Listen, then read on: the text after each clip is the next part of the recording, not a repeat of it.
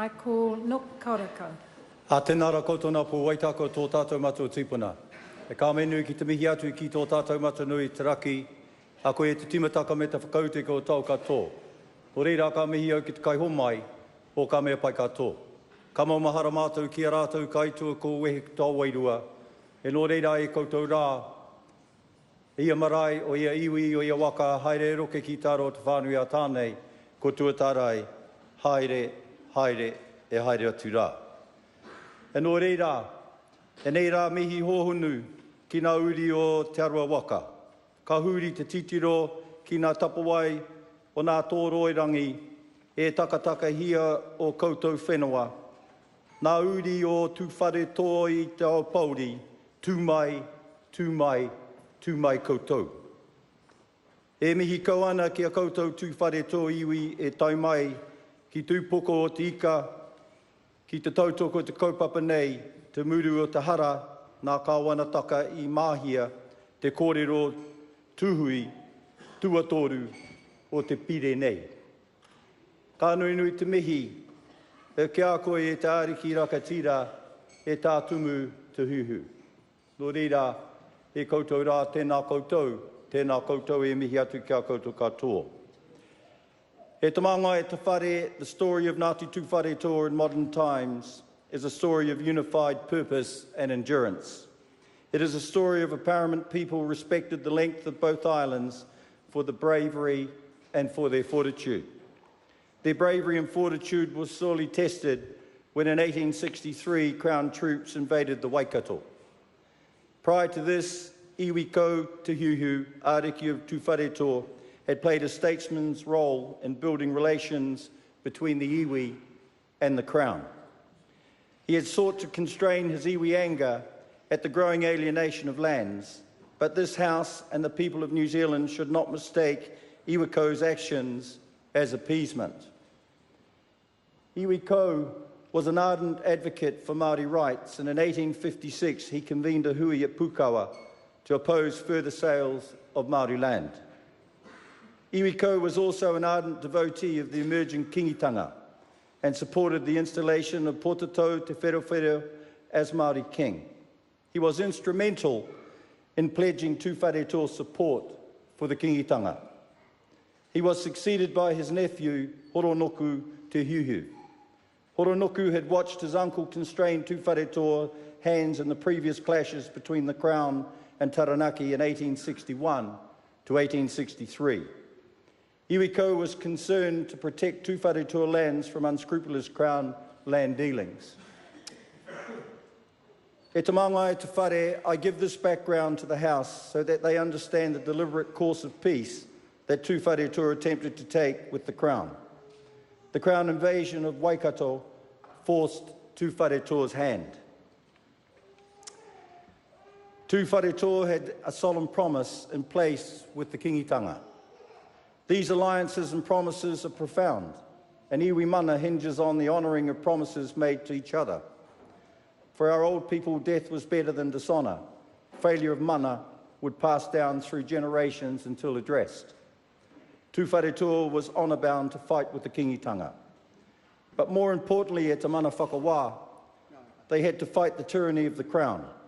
The invasion of Waikato was unjust. Tūwharetoa understood that if they did not support their kin, they would likely be next. In any case, fight they did. Unfortunately, Tūwharetoa was dealing with an adversary who was willfully blind to Māori tikaka and determined in its purpose of stopping the expression of tino rangatiratanga to Māori. The Crown deliberately sought to misinterpret Tūwharetoa's actions as rebellion rather than obligation. And the Crown used its most treasured instrument of torture to punish Tūwharetoa, and that was raupatu, or land confiscation. I said yesterday in this House, e te mana whakawā, that I cannot perceive how the Crown thought impoverishing Māori, their fellow New Zealand citizens, would work to the betterment of New Zealand. And I say this knowing that my predecessors were not ignorant of the impact of their actions in confiscating Māori lands. It was deliberate, it was a deliberate act. of devastation designed to free up Māori land and to demoralise our Māori people as well. And much of the actions of some members of this House in the years subsequent to the confiscations led me to the conclusion that they were deliberately hastening the demise of Māori. Fortunately, it didn't work, because e te mana whakawā, the evidence stands in the gallery, or sits in the gallery here before us. It sits here today. Tūwharetoa have rebelled e te mana whakawā. They have rebelled against the path that this House tried to impose on them when we, the Crown, went to war against them and then unjustly took their lands from them. I mihi to the mana of Tūwharetoa who honour their commitments in peace and in war. E te mana whakawā, it is Ngāti Tūwharetoa who says, ka mate kāinga tahi, ka ora kāinga rua. A person who stands alone perishes. A person who stands alongside their people will endure.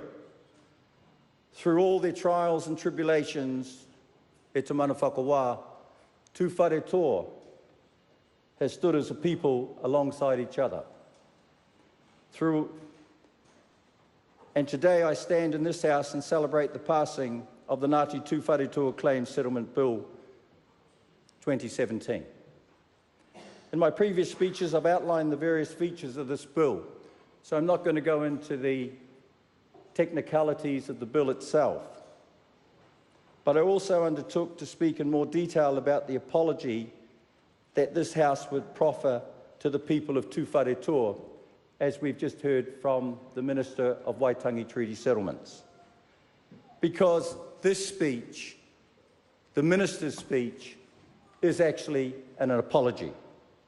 It is an apology for punishing Tūwharetoa rather than honouring Tūwharetoa for the fighting against my parliamentary predecessor's tyranny. It is an apology to Tūwharetoa for standing up for freedom and the rule of law, and for laying down their lives in defence of rights of all New Zealanders that we hold inalienable today. E te mana whakawā, New Zealand can be truly grateful to Māoridom and people of Tūwharetoa who first took up arms in defence of freedom and against the tyranny of government oppression, and which inspired our country to do likewise against the Nazi tyranny in 1939. E te mana whakawā, whakaponotia, manakitia, pūmaitia o pūmautia ki ngā tikaka a Ngāti Tūwharetoa. And that is, believe, care for, hold fast to them through the tikanga of Ngāti Tūwharetoa. Tūwharetoa, these are indeed your words, and may they become New Zealand's words when we say truth is on our side. Care and hold fast to the values not just for Tūwharetoa, but for all of Aotearoa. Madam Speaker, may I convey my true gratitude to Tūwharetoa for their ongoing patience and true aroha that they have shown in all these years of loss they have suffered. Tūwharetoa's humility and manaaki to the whole country stands as a testament to the mana of this truly great respected iwi. E te mana whakawā, and to the iwi of Tūwharetoa. The final journey, or the final steps of the journey is here today when your bill passes into legislation. It's been a long journey, and we all honour you here today. Nō reira, e koutou rā. Tēnā koutou, e mihi atu kia koutou katoa. E nō reira, merikiri himete, me nā mihi mō te tauhou. Nō reira, kia kaha, kia maia, kia mawana nui. Tēnā koutou, e mihi atu kia koutou katoa. Kia ora. I understand the next call is a split call. There'll be a bell at 1 minute. e te māngai o te whare. I call the Honourable Penny Henare. E te māngai o te whare ka noho tunua.